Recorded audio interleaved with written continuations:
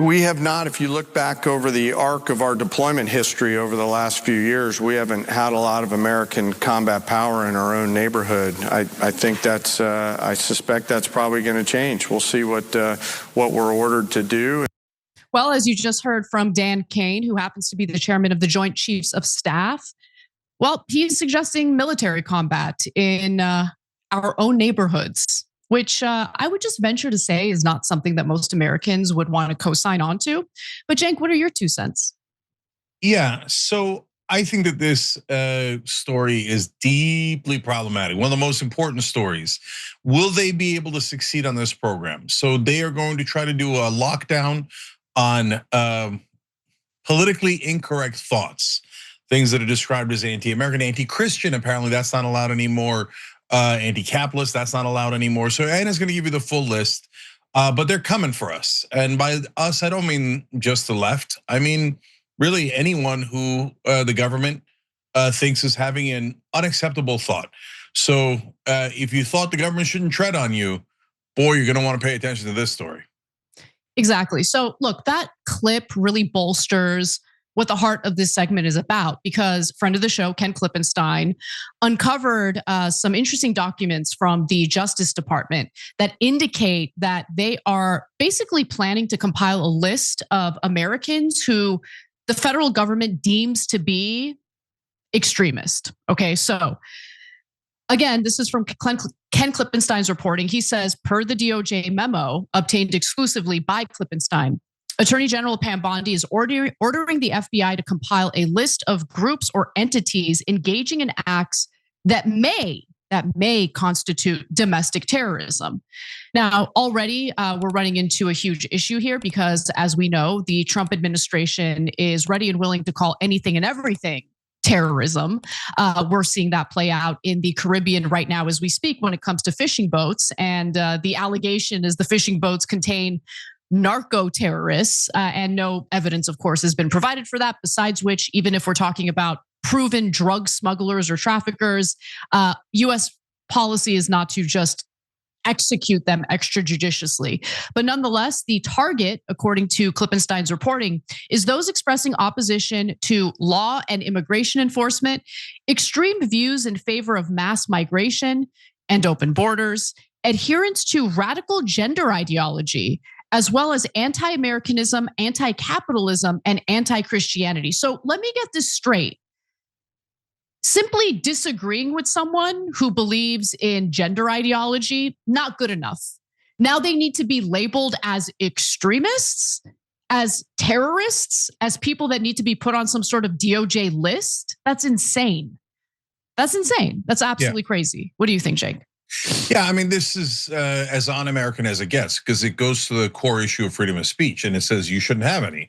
If you have speech that we don't agree with, you're going to be in a lot of trouble. And as always, guys, this isn't just about the right's getting to do it to the left. If the left gets in, bad guys on the left. If I don't know that anyone on the left that I know of would ever do this. But for the folks on the right, they think, oh, the left is filled with guys who can't wait to take advantage of stuff like this and tread on them, right? Okay, well, what happens when the next time someone from the left or a Democrat gets in the power and they go, well, you said radical gender ideology. I think your gender ideology is radical. Not acknowledging trans people or calling them mental disease, et cetera, is radical. So now you're in a world of trouble and we're gonna tread on you. Anti-American, well, I mean, there's a lot of ways to think about American principles. Anti-capitalism, well, okay, now if you're not in favor of what? Corporatism or crony capitalism, et cetera, we're gonna count that and we're gonna come after you if you're on the left or the right. No, this is insanity.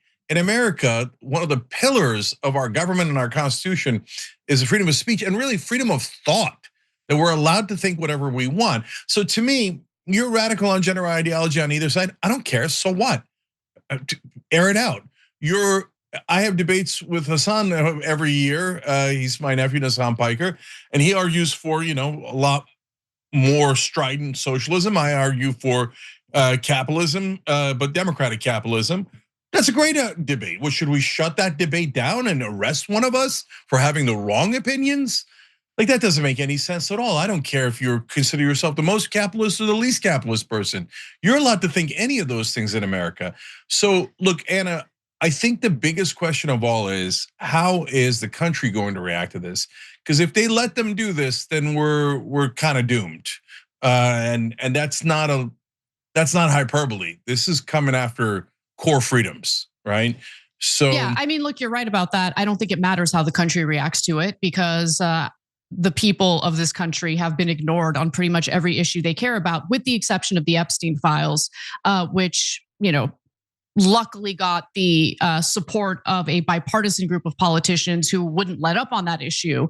But if it weren't for them, if we didn't have any allies in Congress, the public is unorganized. And what I mean by that is, when you're unorganized, you're ineffective in pushing for the kind of change that we need in this country, including preventive measures to ensure that you don't have the FBI, and it would be the FBI that would put this list together. You don't have the FBI putting a list of people they don't like together to refer to them as domestic terrorists.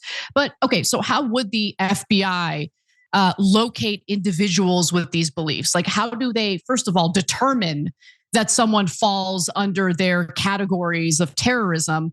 And how do they identify and find those people? What indicators are they looking for? Well, according to Klippenstein, Attorney General Pam Bondi wants the FBI to more publicly promote its tip line, which, okay, so you're hoping that other Americans can, I guess, tell on each other, rat on each other as potential terrorists, potential extremists. And she also wants to create a cash reward system for information that could get the leaders of these purported domestic terrorist organizations arrested. Now, it does go a little bit deeper, because the memo later instructs the FBI to establish cooperators to provide information and eventually testify against other members of the group. And the FBI won't just focus on new cases. In fact, the memo also directs the FBI and FBI Joint Terrorism Task Forces to retroactively investigate incidents going back 5 years, authorizing JTTFs in particular to use everything at their baseball to do so. So, war on the American people. By the way, based on define what terrorist means for the Trump administration. I mean, it's very vague, and I think it's intentionally vague. Yeah, and of course it'll be selectively enforced. So when the Trump people are in charge, the first people they're going to come after is anyone voicing criticism of Israel. Of course, that's always the number one priority. And then they could move on to people criticizing Trump. I can't believe something comes in at above criticizing Trump as things that this administration is concerned about. But yeah, that'll come in second. So they'll try to declare Jimmy Kimmel a domestic terrorist who's anti something or other, or whatever that they ludicrous lunatic thing that they do. But Anna, overall, I hope to God that I'm not overly optimistic here, but I don't think this one's going to stick. I think that again, they're going to lose the middle on this in a big, big way. When they go to the independent podcasters that sway a lot of those younger voters, I don't see those guys going, oh yeah, let's just do a new reign of terror against freedom of speech. That's what we signed up for. And we're all now noticing all the grotesque hypocrisies of the government, right? So on the one hand, Trump says, oh, we're going to get going after Venezuela because of drugs. And then he lets go one of the biggest drug dealers in human history. The other day, the former president of Honduras pardons him. It's insanity, 45-year sentence. On this one, you're like Israel killing 20,000 children, not terrorism. Sheldon Adelson flying out Jonathan Pollard, one of the biggest traitors in American history, on his luxury private jet, not betraying America. But if you speak out against Trump or Netanyahu, all of a sudden you'll be a domestic terrorist who's a traitor and speaking out against America. So this is as treading on you as it gets. If you had one of those flags, this is the time to bring it out. Every time you ring the bell below, an angel gets his wings.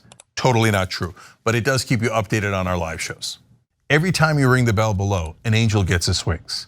Totally not true, but it does keep you updated on our live shows.